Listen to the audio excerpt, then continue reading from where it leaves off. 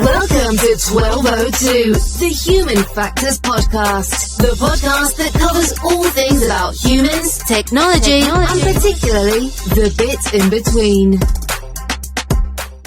And welcome to this episode of 1202, the Human Factors Podcast. And today we're talking about the balancing of academia and industry within human factors.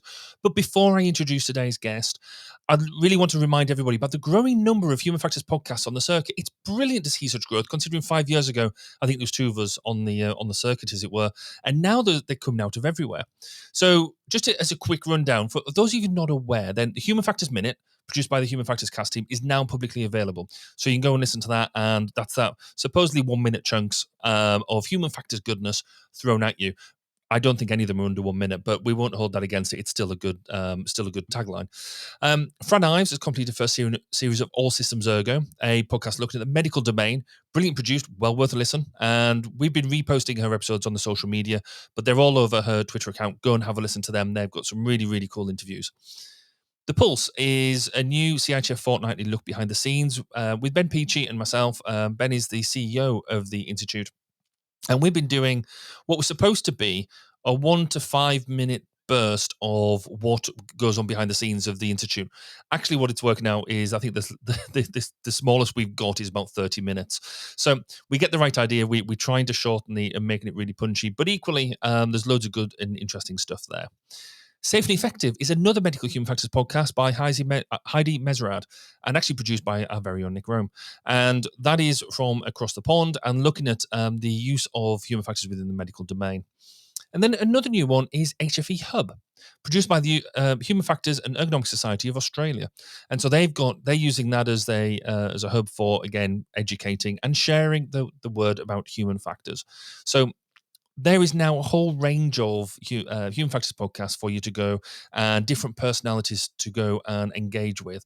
So for those of you that might not actually like me and the way I do things, that you've now got options. You can now go and listen to other people, but equally feel free to come back. But back to today's episodes. In many ways, I've got to be honest, the title of the episode is slightly fraudulent. It's something I do want to understand more of, this link between academia and industry and the balance. But actually today's guest is somebody I've wanted to interview for a long time. And this was the way that I managed to capture him into it. His current move into academia after his time in industry is really interesting. But there's a lot of other things going on, particularly the CIHF at the Institute. And he seems to be the centre of actually most of it, one way or another. Be it next year is the 75th anniversary of the CIHF. And we're going to have some celebrations around that. And he's at the centre of that. Or the future strategy of the Institute. He's leading that work to see where we're going to be going in the Institute in future years. But also this year, not to mention giving the Donald Broadbent Lecture at this year's Ergonomics Conference. And last but probably not least, is becoming President-elect of the Institute and therefore my successor in April. And so I'm very delighted to introduce Dr. Mark Young to the podcast. So Mark, welcome, and thank you very much for joining us. Thanks, Barry. Thanks for that very kind introduction. You can tell why I've got so many grey hairs now after all that stuff that's going on. I don't know how you actually have time to work or anything, considering the range of stuff that you do. But hopefully, we're going to get into that and a bit of what drives you. So let's start from the top. I mentioned you just moved back into industry. So what is your current role, and what is it? I guess you have to work out what you do on a day-to-day basis, but what are you supposed to do on a day-to-day basis? Yeah, well, thank you. Yeah, so I recently rejoined the University of Southampton. So I'm a professor of human factors in transport in the Transportation Research Group here now. So that is what I'd call a classical academic role. Balances education, research, and enterprise, as a lot of academics do.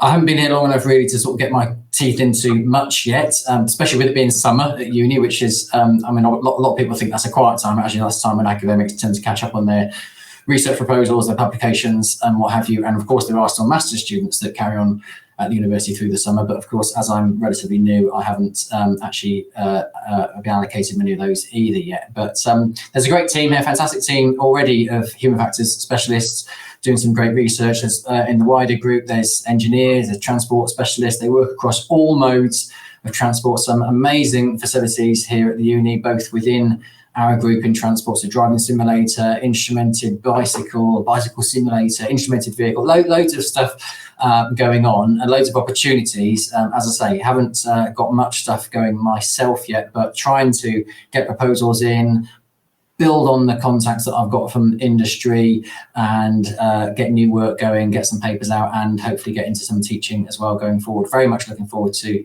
the opportunities that this role brings. I love this. It almost feels the sweet innocent stage.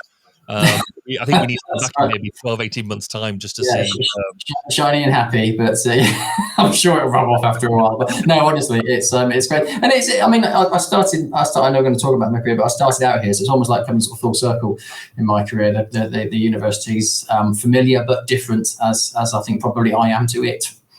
Cool. Well, let's dig into that then. So how did you get involved in human factors in the first place? How did most people either stumble upon it or whatever? So how did you find it? Yeah, in a way, I did stumble across it. So I did my first degree in psychology, and I'd been interested in people, how people think, how people work, and how people tick. And I did that here at Southampton, and that course was very broad brush. So it wasn't specialising in sort of clinical or developmental methods. So it covered a lot of ground. I already knew from doing the first couple of years that I was quite interested in the cognitive side of things. And then in my second year here at university, Neville Stanton, now emeritus Professor Neville Stanton, actually, of this group here at Southampton, came and started teaching in psychology. And he taught a course in my second year on human error, which I thought this was really interesting. Interested in how people work and how the brain works, how the mind works, how people think and make decisions and all that stuff, and then how it all goes wrong. How and why do people make errors? And he gave us all like the classic, Challenger case study, Chernobyl, all that sort of stuff. It was really, really interesting to me. And he also offered an optional third year module as well on human factors, which I took, and I ended up doing my final year project with Neville on mental workload in air traffic control, and again started getting really interested in that, and did all right on my project. I don't want to get too sort of carried away, but Neville liked what I was doing. And then when I graduated, Neville offered me the chance of working on a project that he had with Ford Motor Company and ESRC sponsored project, working in the driving simulator that he'd just built at the uni, which is not the same one as I was talking about a moment ago. It's a lot bigger and better now. This was way back when. I won't say how long ago, but it was a bit more basic back then. But looking at usability of in-car devices in the simulator, and also doing a PhD part-time alongside that. And as a young person starting out in their career, not quite sure what they wanted to do, offered the chance of playing with cars and gadgets and getting a PhD out of it as well. I thought, yeah, okay, that sounds too good to turn down. So that's how I got into it. So you also had that drive to do the academic bit at the beginning. Was it a case that was always the plan, or was it just it was all happy coincidence the way it all happened? I'm not sure I really had a plan. I'm not, that's probably flattering me too much. But I mean, look, as I say, I did all right on my degree, and I thought, okay, this is interesting. I've got a bit of a thing for this, and I'm obviously doing okay at it. So I did just sort of carry on. I mean, there was another opportunity at the time, which I won't go into. But in the end, I did decide that the university and the PhD was the way to go for me. And then having done that, I guess I sort of stuck with it. So I worked.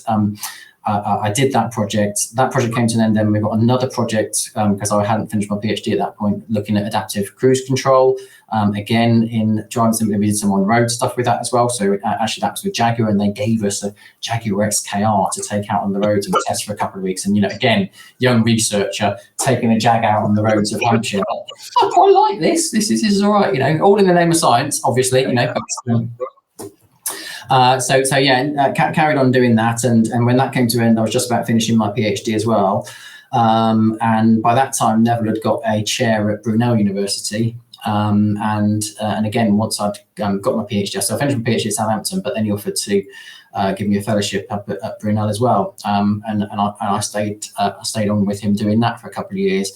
But actually, after a couple of years doing that, I kind of thought, I want to spread my wings a little bit and get a bit more experience and learn about the wider world. And the job came up at what was then Railway Safety and is now known as RSSB, Rail Safety and Standards Board.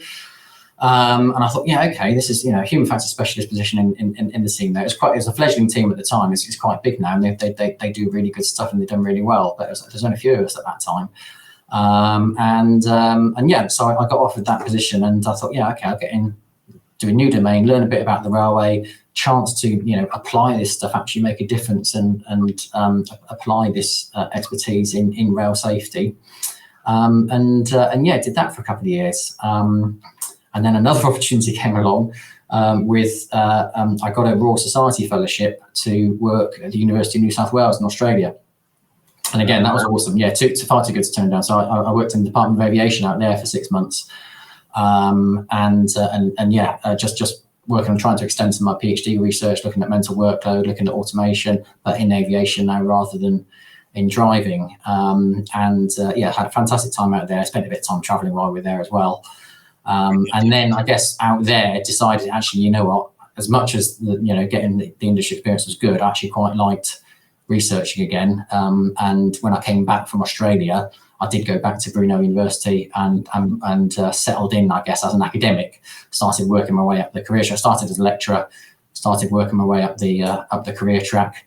And after about 8 years, I was reader, which is like one step down from professor.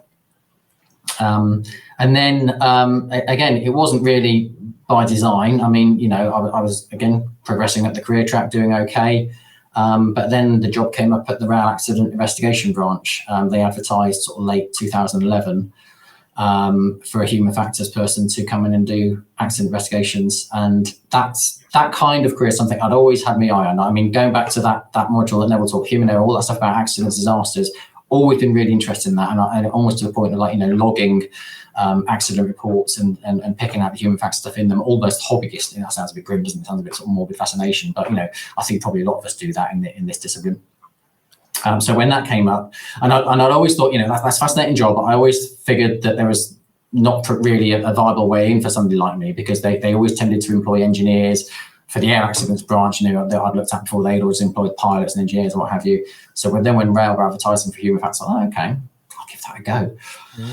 And not sort of expecting too much, but it was a long and rigorous selection process. But eventually I got through it all and joined RAIB in mid 2012 and stayed there until just earlier this year when I joined the university again. But RAIB was an absolutely fantastic job, and it wasn't for want of leaving that I left. It was just really the opportunity that brought me back to Southampton. Yeah. But I can't speak hard. It was a fantastically rewarding job, fantastically interesting job. I learned so much more about the railway, about investigations, about people, applying human factors. I spread my human factors wings into areas that I never thought. Because there's a lot of stuff on fatigue, for instance, in the rail industry, 24/7 industry, of course. I'd never really been a specialist in fatigue before that, but I learned so much more about, had to read around on it, had to learn a lot from others who are working in that area. And that's just one example, so many other areas of stuff that I learned about. So yeah, really, really enjoyed my time there. And I wouldn't, that wouldn't change that for the world. Don't regret it in the slightest. But yeah, when the chair came up back here at Southampton, again, it was just like, yeah, okay, that's probably something I could do as well. Very attractive, and here I am. So that you seem to have basically been constantly jumping either side of that industry academia line and bringing that forward. And we'll get into more of that in a second, but I'm really interested in what you said about the almost like that the selection process for RAIB. You said that was quite rigorous. What did they have you doing? Was it just because the number of people involved, or was it the actual process itself? Yeah, it was obviously very popular. And they continue to be. Whenever there's a recruitment round, you get lots and lots of people applying. So it is very, very competitive. And it's various rounds of filtering. So I seem to remember there being lots of online tests, like situational judgment tests, almost like some of those sort of logical thinking type tests. And then when you get through to the sort of face-to-face stuff, yes, there's a classic panel interview, but there's also all kinds of exercises. So you have to sort of analyse some evidence and write it up, do some report writing, put yourself in the position of an investigator and actually do some interviewing with actual actors during the interview. So bringing people actually sort of, test you there, and then on a scenario, how you would respond when people start getting upset and that kind of thing. So a lot, yeah, really. And then even once you got through all of that, then there was a technical interview based on my human factors specialism as well. And so yeah, I think all in all, 4 or 5 rounds of selection, something like that, to get through it. And as I say, from between that and then you've got the whole sort of notice period and everything else, it was something like 7 or 8 months between sort of seeing the advert and applying and actually taking position. Wow, that's quite a slog. Yeah, but it was worth it. It was very, very, very much worth it. Well, clearly you stayed there for a long time. So Yeah. But all the way through all of this, the theme has been transport. Why is that, or is it? Did you have the train set as a child and that sort of thing, and that influenced you, or was there a defining moment, or was it just actually it just works? No, that has always been an interest. I mean, I did have the train set, but I think the sort of blend of transport and technology. I mean, the PhD and the early research was on automation in cars. Very interested in how people interact with novel technologies, but also long had an interest in transport. Anyway, I mean, just I'm not bigging myself up or anything, but I chose to do the advanced driving qualification, not long after I did my test and stuff, just because I thought, I'm interested in driving. I like to be a good driver. I like to try to be a good driver at least, and better myself in that regard. And actually that kind of fed into some of the work as well, because some of the stuff they teach you there is quite interesting in terms of how people think and how, skilled performance and skilled expertise in the sort of thinking processes as well. And you can see how that comes out in some of the advanced driving stuff. So there was quite some crossover there too. But no, transport's always been an interest. I've always enjoyed sort of flying and driving and I must admit the rail stuff. I mean, that I guess was more through opportunity. I mean, I would never have sort of guessed that I'd end up doing so much in rail. But as with anything, and particularly again the job at the RAIB, because again a big chunk of your first sort of 6 months year there is training. I mean, you learn everything about the railway because you have to know so much about the railway. You can end up going out to investigate anything. You can end up, looking at a derailment or a level crossing accident or whatever. So you have to be able to deal with whatever. And I think, as with anything, the more you learn about something, the more interesting it gets, right? So I mean, and you do get to a sort of geeky level of understanding about things, and just the complexity of the industry and the very different disciplines involved and how they all come together to keep these things on the tracks, and how it all runs successfully most of the time is incredible, really, when you think about it. Yeah, it certainly is, and I think there's clearly a couple of points to be had over this, because there's so much I want to know more about this. But I think I've dragged you in here on the pretext of talking about industry and academia. So we'll take a quick break and we'll get stuck into that. Sure. You are listening to 1202, the Human Factors Podcast. We wanted to take the opportunity to say thank you for your support. You can help further by rating us through your podcast provider, sharing us through social media, and telling your friends and colleagues. Let's work together in raising awareness of the value in putting users at the center of what we do. And welcome back. And we talked with Dr. Mark Young about the bridging academia and industry. So let's take it from the top. Industry and academia, I mean, certainly from my perspective, and we've had a couple of, let's say, interactions at conference with various people over the past who've maybe had slightly different takes on the value of industry and academia. So sometimes they can see like miles apart when it comes to priorities, the way they work. What's your hot take on the drivers between the two? Well, as we just discussed, I've been on both sides of the fence, so I can see both perspectives. I mean, from the industrial side of things, you want practical tools, you want tools that are robust, but also straightforward to use. You need to solve day-to-day problems. You don't want to be sort of messing around with, weeks worth of analysis or whatever. Academia, on the other hand, wants to advance the knowledge base, and rightly so. We're pushing the boundaries of science, want to increase our understanding of humans in complex systems, and both perspectives are equally valid, but clearly that naturally creates this gap between the two. I mean, a good example based on my own experiences is methods for accident investigation. So things like fault trees, things like timelines are still quite a go-to for many investigators, if I'm completely honest, because they're easy to use, but they do get you into some of that sort of deeper underlying causal factors, to some extent the systemic stuff too. But, there are more what we would think in human factors as sort of more complex systemic methods like Axiomap, STAMP that are out there that probably get better traction in the academic literature. Obviously, we want industry to be using valid methods. We want them to be using methods that reflect the state of the art. But we need to do a better job, I think, from academics' point of view of selling those methods, for want of a better word, is trying to push the value and I guess what making them meeting that need of being practical and easy to use. I mean, some of the methods I think are put people off because they are very involved, they take a long time to learn, or they take a long time to apply. And if you're in the midst of an accident investigation, you can't be taking that time out to actually do that. Just, don't get me wrong, cause analysis is very important. It's a very important part of the job, but I think people run to what's familiar when push comes to shove. So probably at the same time, we need to, academics need to make stuff more usable for industry, but at the same time, industry also needs to tell academia better what it wants and what will work. And I think fundamentally then, so that gap is as much about talking to each other as anything. So, contemporary funding schemes in universities now actually reflect that. So for a long while now, the big word has been impact, or knowledge transfer, that kind of thing. So we need to, if we're doing research that's relevant to society and to actually get funded and to demonstrate the value of that research, it's about applying that in the real world and demonstrating that impact. So I think we are inching closer together. I think, if you looked at this 10, 20 years ago, I think we'd probably agree we're a bit further apart, but there is still that gap to be bridged. So what do you think that, certainly I come more from the industry side. I did my initial degree and then ran away. What is it that industry does not understand about academia and the drivers that academia has got that maybe we need to understand better?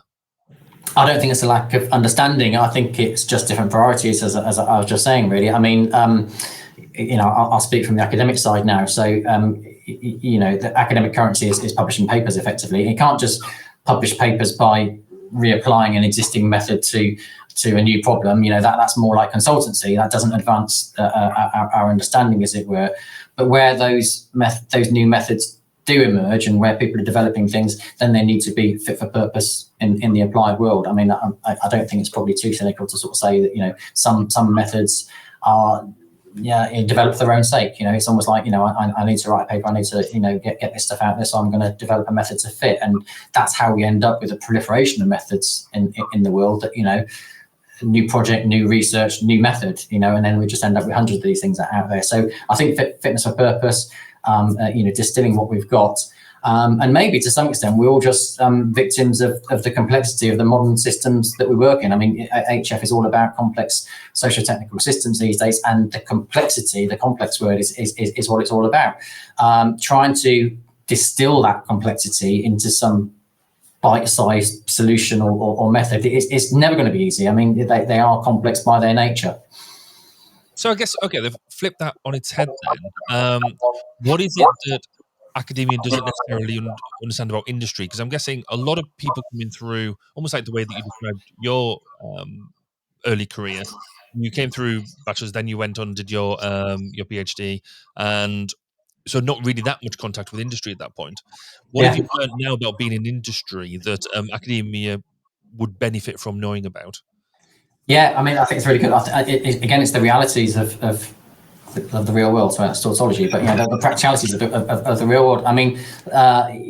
Even myself. I go back to the methods examples. I'm a fan of Axiom-Apps. I quite like applying them. But when it came to the crunch in the middle of investigation, you're time pressed. You need to do an analysis, and actually, even myself, I was defaulting to fault trees and step type analyses when I was doing that too. I did manage to squeeze Axiom-App into one or two of my investigations, but that's where they really lended themselves to that particular method.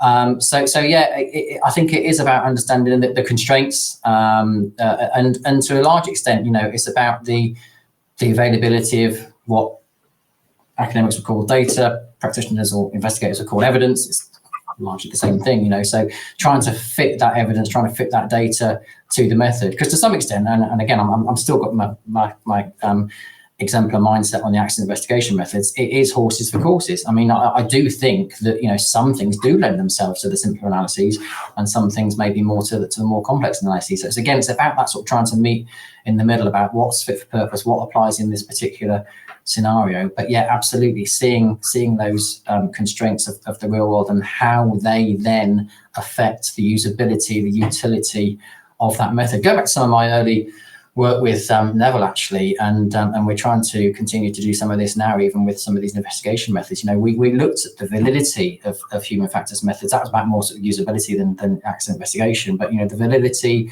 the usability, and the utility of these methods. Because if they're not, I think it's a quote in one of the papers or books, if they're not usable, then they won't be used. I mean, that's what it boils down to. There is a certain element of that, isn't there? I mean, certainly on a day-to-day basis, we've got the Big Blue Book, the human factors methods, and that is still pretty much, for a lot of people, myself included, the go-to Bible. Or if it's in there, it obviously can be explained relatively easily, picked up. Therefore, it's going to get used. So yes, I completely see where you're coming from with that. Yeah. And that book does cover all the reliability and validity of those methods as well. And because again, that is really important. I mean, you have to know that you're getting the right answer, for want of a better word. And sometimes, what is validity, what is the right answer is a question in itself, and maybe that's more for the academics. But in practice, it's no good, just applying a method and then it takes you nowhere, or it takes you down a blind alley. And again, that's where the two worlds can meet. Mm. No, I mean, that makes a lot of sense. I mean, I was going to ask about how we get things working close together, but from what you're saying, actually, there is a much better cooperation than there has been in the past. And also, there seems to be a lot more drive for embedding industry within academia and vice versa. So there seems to be a lot more work coming out of particularly government and defence that says, we want industry and academia working together to provide value. Do you see that as a valid model going forward? Yeah, absolutely. I mean, it is, or has historically been one of the barriers. I mean, I think I mentioned, academic papers are the currency, the lifeblood journal papers are the lifeblood of academics. And so it does sort of push you into, well, in order to justify my existence here, I need to publish more papers. To publish a paper, it needs to have something groundbreaking and novel associated with it, which might not necessarily then translate to real world application. But you're absolutely right that the funding mechanisms have very much gone, the big funding machine, UK research and innovation, has very much moved towards impact, the impact agenda, demonstrating that applicability, demonstrating that translation to the real world, which it can only be a good thing. Absolutely. And I think we're biased, aren't we? But as human factors, I think we're quite well placed to capitalize on that, because our stuff, our work is so applied, it is so relevant to the real world day-to-day activity, whether that's a complex socio-technical system, an airplane or a railway system, or even just day-to-day consumer products. It all is all applicable, it's all relevant to and I think we can, well, we ought to be able to do a good job of demonstrating that impact. Cool. So I guess just changing tack slightly, and this is more to fill holes in my own knowledge. I've been the host, I can do this thing, but quite selfishly. What is, if you just stay on the academic career path, what does that career path look like? Where could you, a person, reasonably expect themselves to be? What roles could they do, and where would they expect to end up? I think it's still very traditional in many ways, to be honest. I mean, I described my own path earlier, and I think that probably is typical. If I hadn't got that opportunity, I did jump the fence a couple of times, as you say, but I guess my main jump was with the RAIB. If I hadn't had that opportunity, I probably would have stayed in academia at that point and carried on, and probably got to professor at some point during that time, obviously, which I've managed to do now. You get your postgraduate, you get your degree, you get your postgraduate qualification, whether that's a master's or usually a PhD, I guess, to get actually onto the academic career track. Most academics, I think, have PhDs these days, and then work your way up the ladder. So from lecturer to, they've changed the terms these days. So it used to be sort of reader when I was there, it's associate prof now, and then prof, and then, I don't know, the world, or whatever.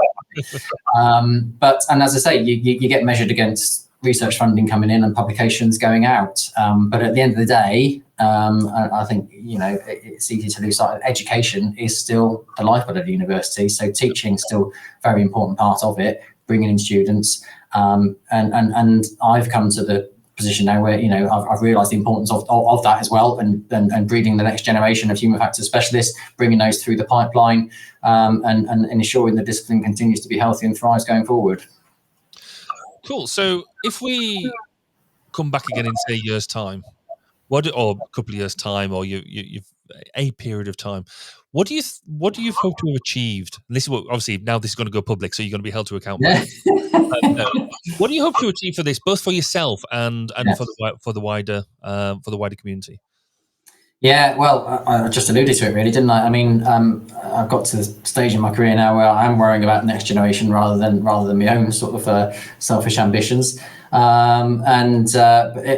keep hearing, as you well know, Barry, we keep hearing all these concerns within HF and ergonomics, and this isn't unique to our discipline, by the way. I've spoken to some people just recently that other learning societies, other professions are having the same concerns about that pipeline. Where is that next generation coming from? There is plenty of work out there, but not enough qualified people to fill those roles. So I'm keen to get or do my own little thing I can in my own small way to actually start to fill some of that gaps. It's a big aspirational project. Yes, you can hold me to account on it. There's all sorts of things that are standing in my way between now and then. But one of the things I do want to look at is get some more training going here at university, whether that's CPD, short courses. Perhaps even the big aspirational project is starting a new MSc, maybe in maybe sort of human factors in transport, something like that. I'd be quite keen to get that going, and obviously being at university is the ideal place to do that. But we've seen courses close, and there's a reason they're closing. So we need to create the demand to fill those courses, and that probably starts even earlier. Going back to sort of schools and things like the design technology curriculum. And so then with my CIHF hat on, I'd really like to try and rejuvenate some of our efforts to do that. We've done this in the past. People might remember things like the Ergonomics for Schools website, which is still live, but I think it's maybe not had the love and care that it maybe could have done over the years.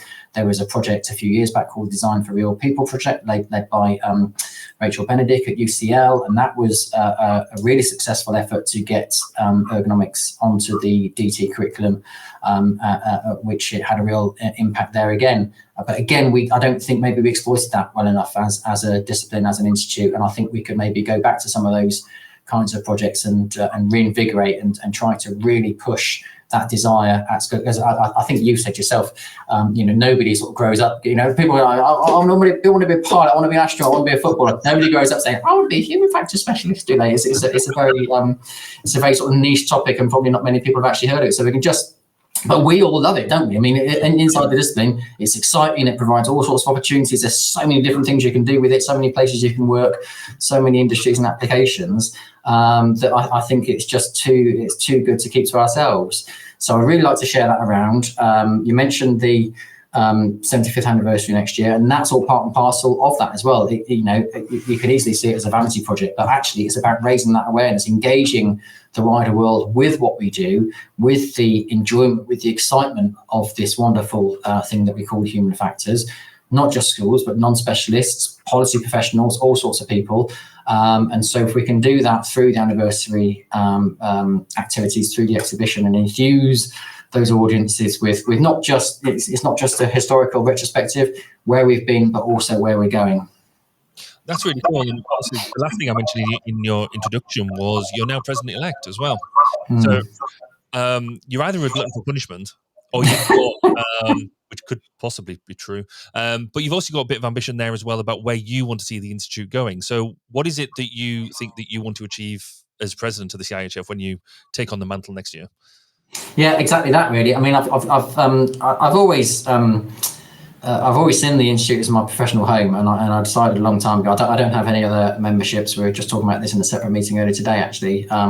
So although I started out in psychology, I quickly realised that ergonomics human factors was my professional place, and devoted myself to what was then the Ergonomics Society. And I've sat on council a couple of times, and I've given a fair bit of time to the institute over the years, and it's just another way of giving a bit back, really. It's given a lot to me over the years, and it's just my way of really sort of trying to repay a little bit. But I was particularly keen to put myself forward for this anniversary year. I was heavily involved in the 60th anniversary celebrations back in 2009, led a project to have an exhibition at the Design Museum. So it's kind of like reprising that in a way, and that was really successful, really enjoyable as well. One of the most enjoyable projects I've been involved with, actually.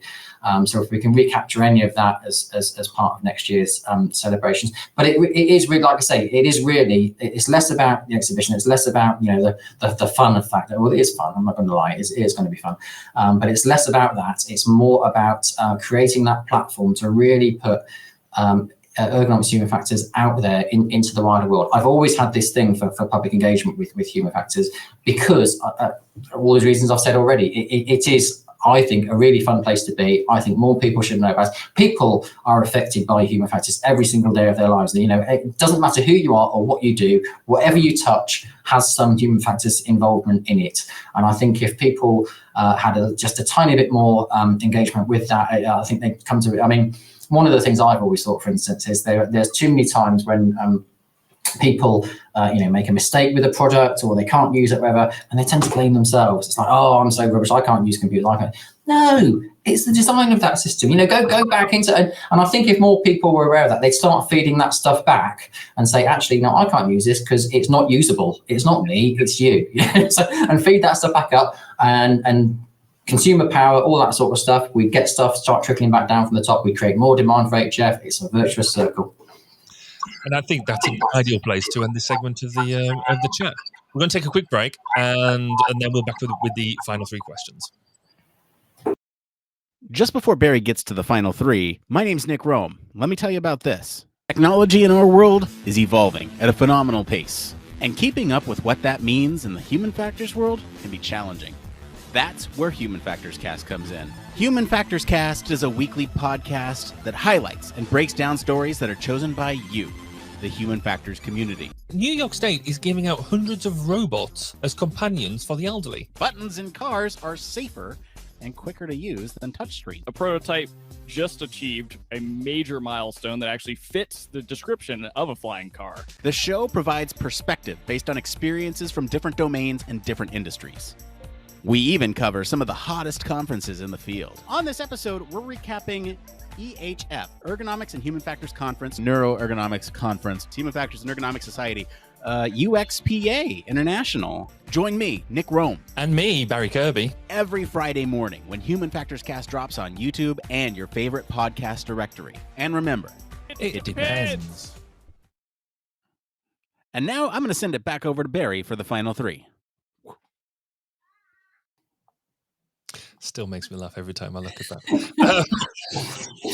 So, final three questions. Standard questions we ask everybody. So, first one is, what is your go-to book or paper that you use repeatedly and you've always found it useful? It can be technical or it can be fiction. If you haven't got a particular technical paper or book.